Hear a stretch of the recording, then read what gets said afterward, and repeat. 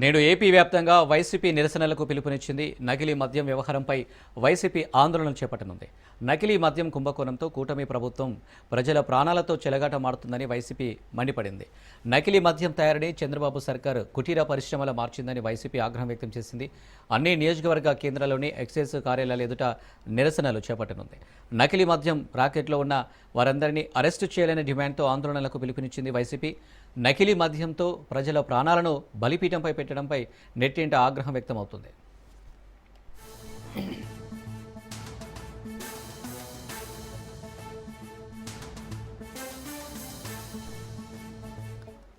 నేడు ఏపీ వ్యాప్తంగా వైసీపీ నిరసనలకు పిలుపునిచ్చింది.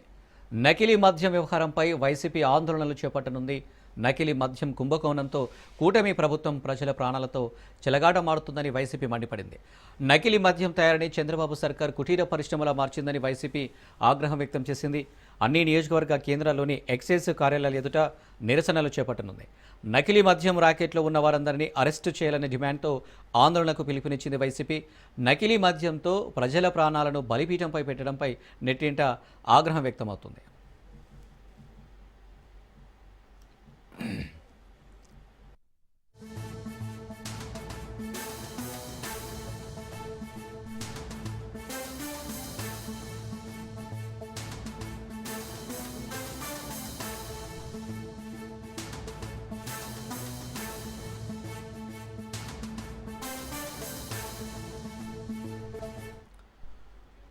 నేడు ఏపీ వ్యాప్తంగా వైసీపీ నిరసనలకు పిలుపునిచ్చింది.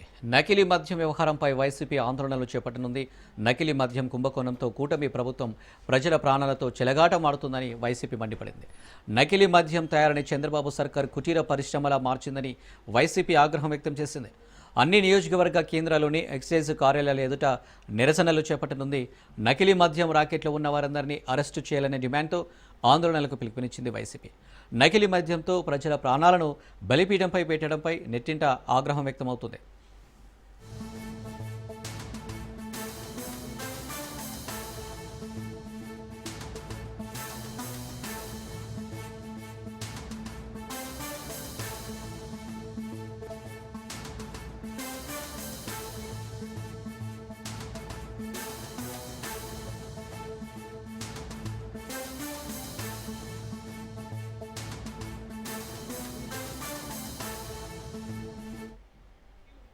ఏపీ వ్యాప్తంగా వైసీపీ నిరసనలకు సంబంధించి మరిన్ని డీటెయిల్స్ మా ప్రతినిధి రమేష్ లైవ్లో అందిస్తారు. రమేష్. అనిల్, ఈరోజు వైఎస్ఆర్ కాంగ్రెస్ పార్టీ ఆధ్వర్యంలో రాష్ట్ర వ్యాప్తంగా కల్తీ మద్యానికి వ్యతిరేకంగా వైఎస్ఆర్ కాంగ్రెస్ పార్టీ నేతలు నిరసన బాట పట్టడం జరిగింది. వైసీపీ అధినేత జగన్మోహన్ రెడ్డి ఆదేశం